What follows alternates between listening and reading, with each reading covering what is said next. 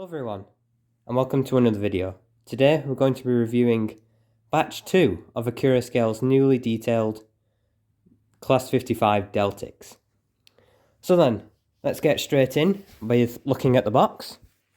And on the exterior, as with the Transpennine Mark 5s that I reviewed a while ago, you can see this nicely detailed, once again, brilliant box with this time it features a full artistic drawing style of what the Deltic looks like.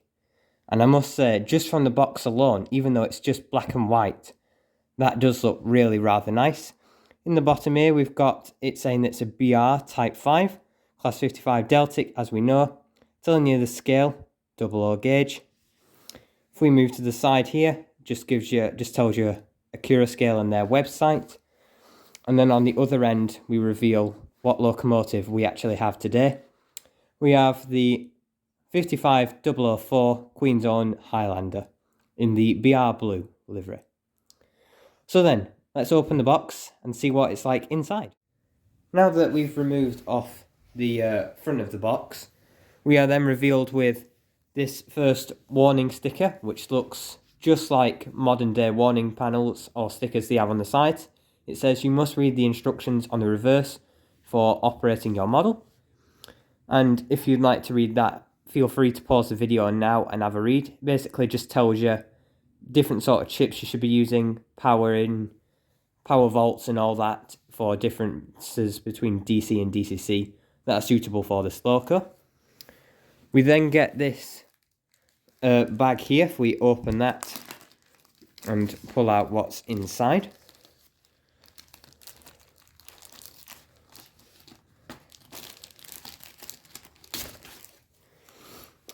First up, we have basically talking all about the Deltic itself. So we have differences, so it basically talks all about different parts of the Deltic's life, what they did, and a bit about how they brought it into model form. And here we can see, very interestingly, a few diagrams and stuff, timings, all that, etc. We then have if I just show you here, as with the Transpennine Mark 5s, basically a few instructions, yet again before operating your model. And inside we have the full exploded diagram of all the parts, pieces and etc. for this locomotive. We also have this card here, which shows you the different functions if you have a sound version. I do not yet. I will be saving up for the sound from Accurascale themselves. And as you can see, they used ESU lock sound and etc. Then we get on to some interesting bits. We get the actual codes for what services they would have used. So we've got like 1 Alpha 70, which is the Night Scotsman on the down run. And it tells you the years these would have operated. So here we've got the 1960s, and here we've got the 1970s route codes. And then I think these are like stickers. If not, correct me, but these are your different codes so that you can then correlate with these stickers to put on the front of your Deltic in where the domino slot is. Right, there's the locomotive. I'll get this out of the box and then we'll take a closer look at it. Now that the Deltic is out of the box, we can see it a lot more clearly. So, to start off with, if we look here at the front, where I believe we have sprung buffers, as you can see on both ends.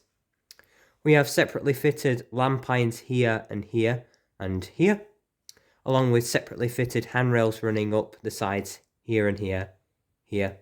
And this is all across the model, which is already a brilliant sign. As you can see, we also have here a tension lock NEM socket coupling, which is much better than a giant large one that the Holme Railroad stuff have, and etc. We also have separately fitted windscreen wipers here. This is a version with the double wipers. We also have the horn grills here, and glazed windows for the cab windows here and along for the engine room windows along the side. We have got, as I move the loco more to the side, we've got a lot of painted detailing underneath around surrounding the tanks, with the fuel tank gauge here nicely painted, along with a few pipework, as you can see here in the white, and some other little bits of detail painted in orange and blue and yellow, etc. This is then followed up by just above the printed on version of the nameplate here, showing Queen's Own Highlander and its represented crest. In the packs you do actually get the etched nameplates, as you can see there, and the emblems just above, so you can fit them if you want. Just speaking of the packets before we move on, we have also got buffer beam detail in there, which you can all fit to the front, and it's an easy way to put on with these new Accurascale Deltics, because you just unscrew the buffer beam here at the front and you can fit it without having to faff using the locomotive. We have got fans here, here, here and here. I'm led to believe they will work. We will show that when we are running it on the layout. And we've got nicely printed on British Rail logos, the number 55004 and the little user information here on the side. It is good to see that we can see the Napier Deltic engines through the windows here on the side, clearly showing that they haven't just decided to blank it out and just make it a black interior, because that'll be where the engine is. Really good detailing on Accurascale's part. So that's pretty much all for closer look detail at the Deltic. Already a fabulous sign, a lot of separately fitted parts, which was not on the older Batman version. And it does feature a lot more detailing on the underframe, and we do not have that giant gap underneath here between the body and the bogies that the older Batman one does, meaning we can't see any brass bits under there, which we will show when we get onto the layout, which I believe we'll move on to now. Now that the locomotive is down on the tracks, we're going to give it a test and see what it performs like on speed steps 28 and 128. So, first of all, let's try it in reverse and see what it's like. There was a bit of a jud then when it started, but other than that, it's crawling very nicely, and this is on speed step 28. Very nice deacceleration. I'm using acceleration deacceleration programmed in at 10 currently. But yeah, the little stutter, it's not very noticeable, but it's only a slight little judder forwards. So if I try it on 128 now, send it backwards. That's on 1. And it's even slower than 28, as to be expected. And it did show a much less little bit of a stutter on the start there. Yeah, there's practically no stutter there on 28. But as I said, on speed step 28, the stutter weren't as major, but there was a little bit, but it's flawless on 128.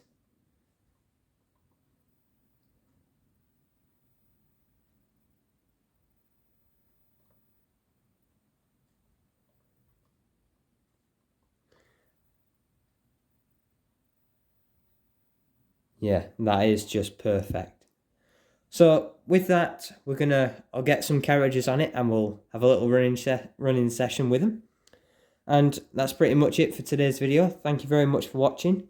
Please do like and subscribe, and I'll see you in the next video. Thanks for watching. Enjoy the running session. Bye.